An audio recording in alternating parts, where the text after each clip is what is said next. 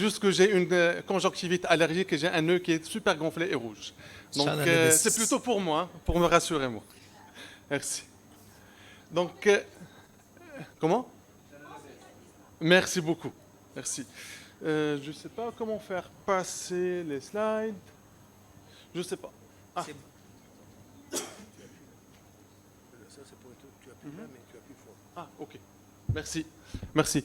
Donc, je reviens à ma première slide. Donc, moi, je vais prendre 15 minutes exactement pour essayer de répondre à cette question. Est-ce qu'il faut toujours surveiller le pneumocoque ou pas? Pourquoi? Parce qu'on sait très bien que depuis avril 2019, que la Tunisie a introduit le vaccin antipneumococcique. Et je me suis posé cette question, que ce soit au Maroc ou bien ici en Tunisie, est-ce qu'il faut surveiller le pneumocoque ou pas? Donc, il y a deux réponses. Il y a le non et il y a le oui. Ça dépend de la perspective. Je suis un doctorant dans la recherche de la biologie moléculaire et le génome du pneumocoque, oui. C'est un bon sujet de recherche scientifique et pour publication, je peux me permettre de surveiller le pneumocoque. Mais maintenant, du point de vue de clinicien ou bien quelqu'un qui est spécialiste de la santé publique, la réponse est non. Pourquoi? Et c'est ça ce que je vais essayer de défendre en 15 minutes, c'est la réponse de non et pas de oui. Pourquoi? Parce que on ne doit pas se concentrer sur le pneumocoque autant que germe, mais plutôt sur la maladie pneumococcique, parce que c'est ça, et c'était la raison que l'État tunisien a introduit le vaccin antipneumococcique, c'est contre la maladie pneumococcique. Et qu'est-ce que je vais servir, en fait, plus précisément? Est-ce que je vais me contenter, parce que vous avez déjà assisté à plusieurs symposiums, plusieurs communications, ou bien des articles, qu'on se concentre sur une seule maladie, ça veut dire la méningite. On ne prend pas toutes les maladies invasives à pneumocoque, seulement méningite, et on se concentre sur un sérotype qui est responsable de 1 à 3% de la charge de la maladie pneumococcique, à savoir le sérotype 19A. Maintenant, je ne vais pas me concentrer sur le 1 à 3% de l'impact du pneumocoque, mais beaucoup plus sur les 90%. Ça veut dire qu'on va voir les maladies invasives à pneumocoque, on va voir la réduction des pneumonies non invasives et l'ositite moyenne aiguë en se basant sur des publications de 2018-2019. Et pour cela, c'est ça ce qu'on doit évaluer du point de vue santé publique aux cliniciens, c'est la réduction nette de la maladie pneumococcique ici, qui est la somme de l'efficacité d'un vaccin antipneumococcique contre les sérotypes vaccinaux. On rajoute l'efficacité des vaccins contre les sérotypes non contenus dans le vaccin, mais suite à la protection croisée. On doit systématiquement soustraire le phénomène de remplacement, que ce soit avec le PCV10 ou bien le 13, parce que c'est un phénomène qui est déjà connu pour le pneumocoque. Donc l'impact global de la maladie, ça doit être évalué, et la maladie invasive à pneumocoque, les pneumonies non invasives, et aussi bien soustraire le phénomène de remplacement. Ça a été déjà détaillé par le professeur Selim Badour que oui, le vaccin contre le rotavirus, même s'il est monovalent, mais il protège contre 9 génotypes de rotavirus, c'est la même chose avec le pneumocoque qu'on vient de démontrer, parce que ce n'est pas la composition d'un vaccin antipneumococcique qui va conditionner son effet, mais beaucoup plus les études d'impact qui vont évaluer l'efficacité sur le terrain. J'ai trouvé une super publication qui s'appelle PROBE. C'est une étude des Finlandais qui ont vu encore plus large pour dire qu'on ne va pas se concentrer seulement sur les sérotypes ou bien une maladie ou bien un groupe de maladies, mais beaucoup plus, ils vont évaluer l'impact d'un vaccin antipneumococcique contre les maladies invasives à pneumocoque, indépendamment du sérotype, parce que même si je donne un vaccin et les sérotypes non vaccinaux vont augmenter et du coup je ne vais pas voir un impact sur l'incidence, ça ne sert absolument à rien.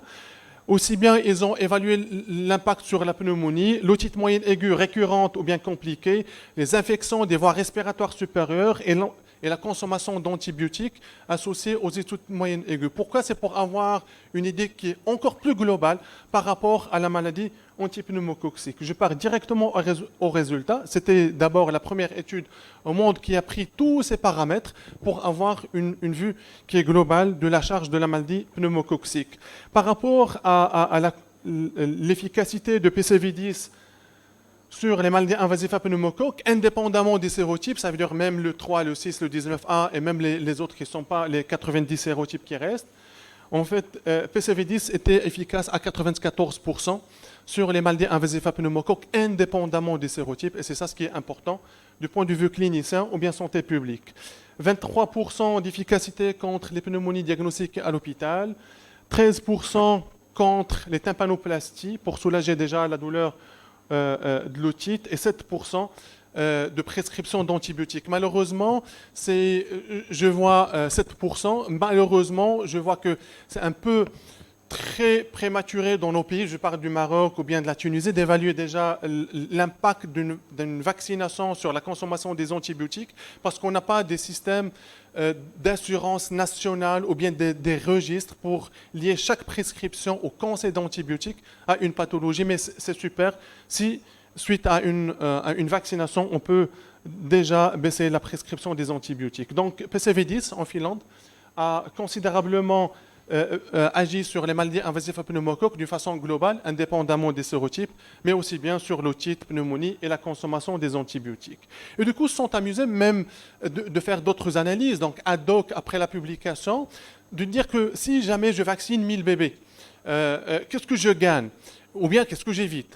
Ils vont éviter, d'abord, ils vont éviter un cas de pneumonie, de maladie invasive à pneumocoque, 5 cas de pneumonie, 22 otites moyennes aiguës sévères et 200 prescriptions d'antibiotiques, qui est super. Pourquoi?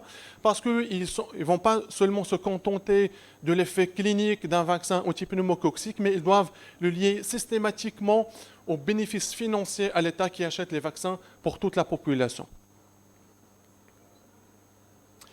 Est-ce que c'est spécifique au PCV10 ou bien au 13? La réponse est non. Regardez ici une comparaison de l'incidence. Ici, c'est l'échelle de l'incidence des maladies invasives à pneumocoque chez les enfants de moins de 5 ans sur 100 000 habitants. Ici, cette taille de boule, ça représente 50 cas de maladies invasives à pneumocoque. Et on a une mixture entre les pays qui ont introduit, que ce soit PCV10 ou bien PCV13.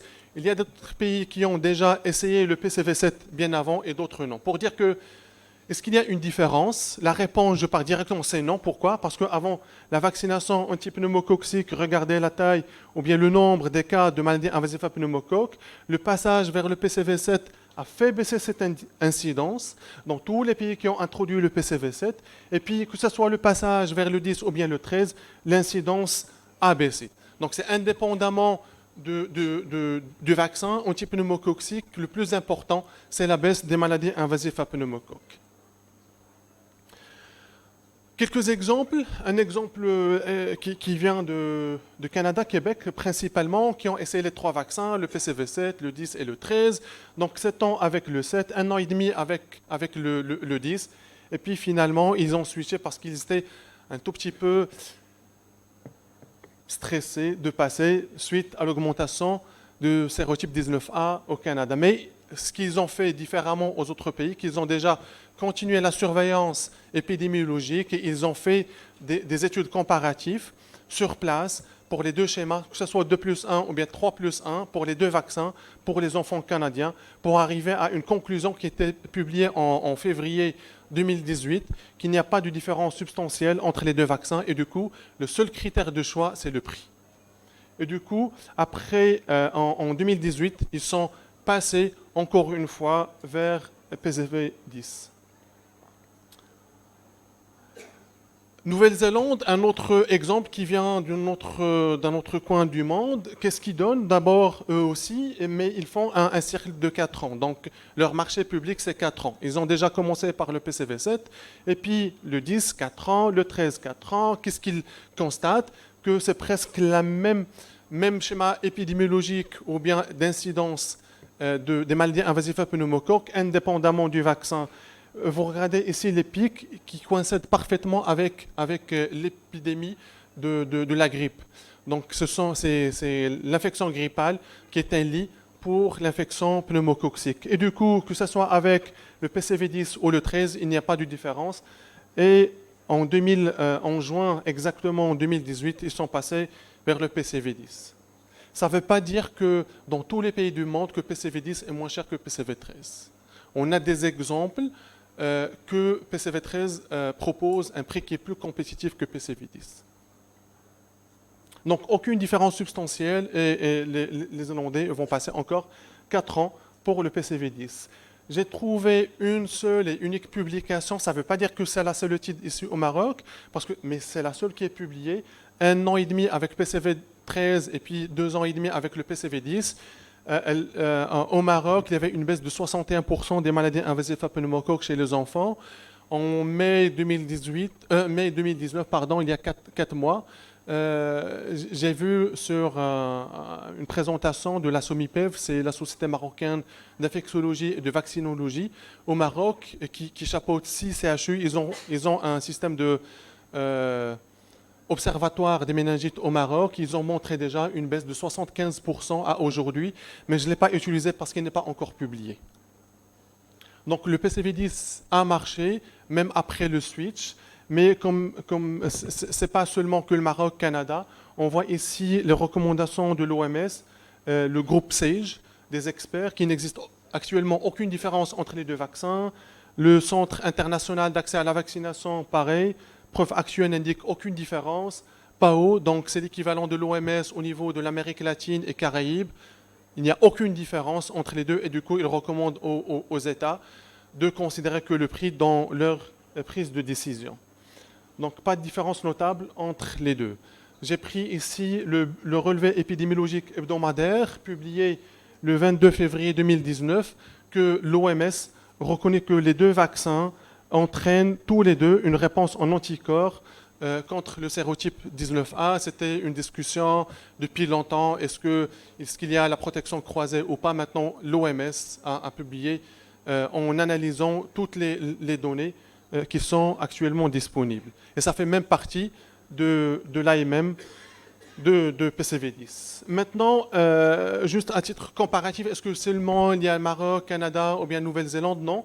On trouve ici Salvador, Luxembourg, la Belgique et la Hollande qui reconnaît l'équivalence d'efficacité entre les deux vaccins, mais à la différence, ils ont un système épidémiologique super performant pour évaluer l'efficacité des vaccins dans leur contexte respectif. Je l'ai dit avant-hier, j'aimerais bien avoir ici les deux drapeaux, marocain et tunisien, mais malheureusement, nos recommandations ne sont pas publiques.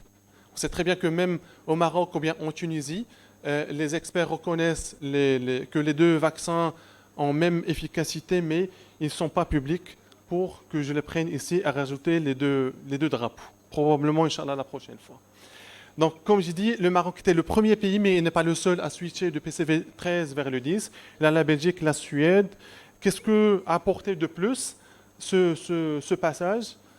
Je passe directement. Et cet effet, en fait, de considérer les vaccins qui sont équivalents après des études d'impact, ça a été déjà démontré par le vaccin anti-HPV, que les Italiens ont reconnu l'efficacité de deux vaccins, que ce soit le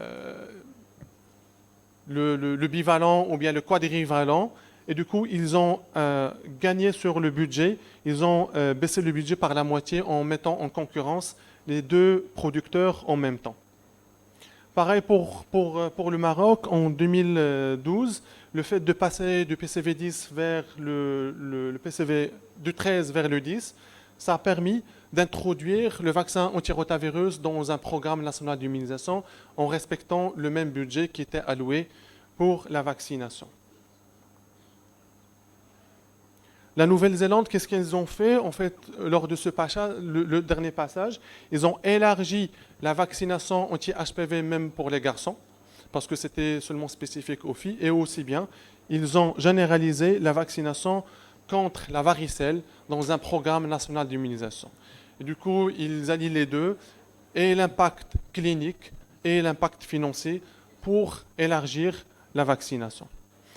Donc, je reviens à ma question de début, en respectant toujours les 15 minutes que j'ai posées comme objectif. Est-ce qu'il faut-il toujours surveiller le pneumocoque? La réponse, pour moi, est non. Pourquoi? Parce qu'il faut se concentrer sur la réduction nette de la maladie pneumococcique en évaluant l'efficacité d'un vaccin antipneumococcique contre les maladies invasives à pneumocoque, indépendamment des sérotypes. Rajouter la protection croisée, bien sûr, qui fait partie de de ce panel et soustraire le phénomène de remplacement. On a vu que ce soit en France ou bien en Angleterre, c'est le 22F, il y a le 16 qui augmente. C'est le pneumocoque indépendamment du vaccin au type pneumococcique pour arriver à la réponse finale qui est la réduction de la maladie pneumococcique. Et merci.